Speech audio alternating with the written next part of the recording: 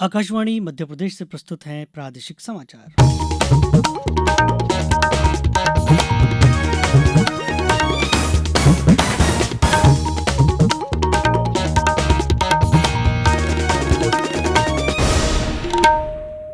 नमस्कार, समाचारों के साथ मैं रत्नेश सोनी। सबसे पहले मुख्य समाचार।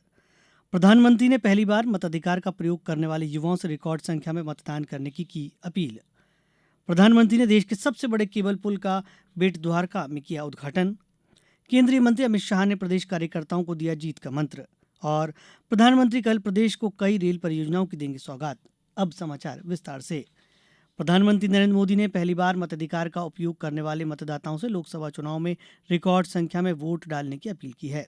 आज आकाशवाणी से मन की बात कार्यक्रम में श्री मोदी ने कहा कि जितनी अधिक संख्या में युवाओं की मतदान प्रक्रिया में भागीदारी होगी, देश के लिए परिणाम उतने ही लाभकारी होंगे। उन्होंने कहा कि उन्हें इस बात की अत्यंत प्रसन्नता है कि निर्वाचन आयोग ने मेरा पहला वोट देश के लिए अभियान शुरू किया है। श्री मोदी ने कहा कि देश में लोकसभा चुनाव का माहौल है। उन्होंने मार्च में आचार संहिता लागू हो जाने की संभावना का उल्लेख किया। उन्होंने कहा कि लोकसभा चुनाव को देखते हुए इस दौरान राजनीतिक मर्यादा का पालन करते हुए मन की बात कार्यक्रम अगले 3 महीनों तक प्रसारित नहीं होगा। इसके बाद कार्यक्रम की 111वीं कड़ी में श्रोताओं से बातचीत होगी। उन्होंने 8 मार्च का उल्लेख करते हुए अंतर्राष्ट्रीय महिला दिवस का उल्लेख करते हुए श्री मोदी ने कहा कि यह विशेष दिन देश की विकास यात्रा में महिला शक्ति के योगदान को नमन करने का अवसर है।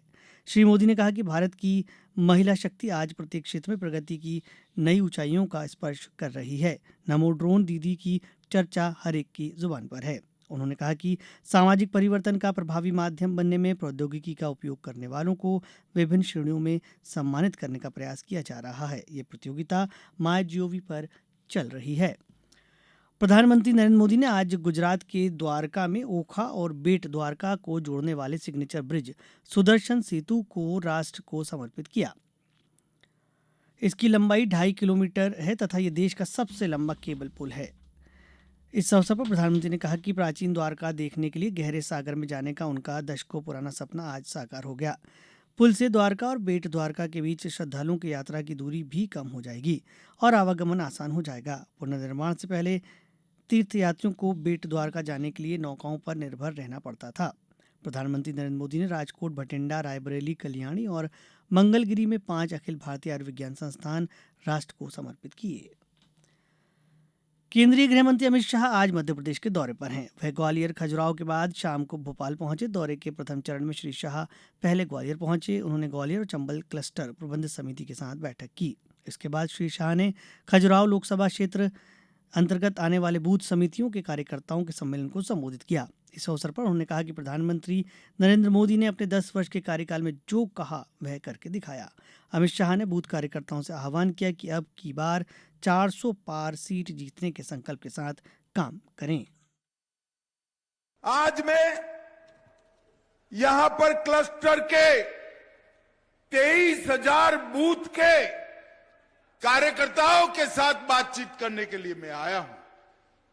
ये सम्मेलन 18वीं लोकसभा में नरेंद्र मोदी जी के नेतृत्व में 400 से ज्यादा सीटों के साथ सरकार बनाने के संकल्प का सम्मेलन। मोदी जी ने देश के अंदर ढेर सारे परिवर्तन किए। भारत के विकास के 10 साल रहे हैं। भारत के 60 करोड़ गरीबों के कल्याण के 10 साल रहे हैं। भारत को सुरक्षित कर आतंकवाद से मुक्त करने वाले 10 साल रहे। भारत की महिला शक्ति को संसद और विधानसभाओं में 33% आरक्षण देकर सम्मान देने के 10 साल रहे। श्री शाह ने शाम को भोपाल में प्रबुद्ध जन सम्मेलन में हिस्सा लिया। श्री शाह ने भोपाल में कहा कि आने वाले लोकसभा चुनाव अपने परिवार का भला करने वाले और देश का विकास करने वालों के बीच का चुनाव है। अब समाचारों वक्त एक छोटे से विराम का। ये समाचार आप आकाशवाणी भोपाल से सुन रहे हैं। हमारे समाचारों को अब आप कभी भी और कहीं भी अपनी सुविधा के अनुसार सुन सकते हैं। ये समाचार बुलेटिन यूट्यूब, ट्विटर और फेसबुक पर AIR न्यूज भोपाल पेज पर सुने जा सकते हैं। इसके अलावा आप हमारी वेबसाइट newsonair.com पर या AIR न्यूज ऐप पर भी समाचार सुन सकते हैं। प्रधानमंत्री नरेंद्र मोदी कल अनेक रेल परियोजनाओं का वर्चुअल लोकार्पण एवं शिलान्यास कर रहे हैं। देश के 544 रेलवे स्टेशन पुनर्विकास के लिए चुने गए हैं। इसमें प्रदेश के 33 रेलवे स्टेशनों का पुनर्विकास भी शामिल है। इस अवसर पर सीहोर में आयोजित हो रहे कार्यक्रम में मुख्यमंत्री डॉक्टर मोहन यादव शामिल होंगे। इसमें सीहोर रेलवे स्टेशन का 22 करोड़ 60 लाख की लागत से पुनर्विकास का काम शामिल है। खंडवा में अमृत भारत स्टेशन योजना के तहत रेलवे स्टेशन के पुनर्विकास एवं अंडरपास का शिलान्यास उद्घाटन किया जाएगा। अशोकनगर में कार्यक्रम में सांसद डॉक्टर KP यादव शामिल होंगे। प्रधानमंत्री की महत्वाकांक्षी योजना में गुना, शिवपुरी, अशोकनगर के अमृत स्टेशन योजना में शामिल हैं।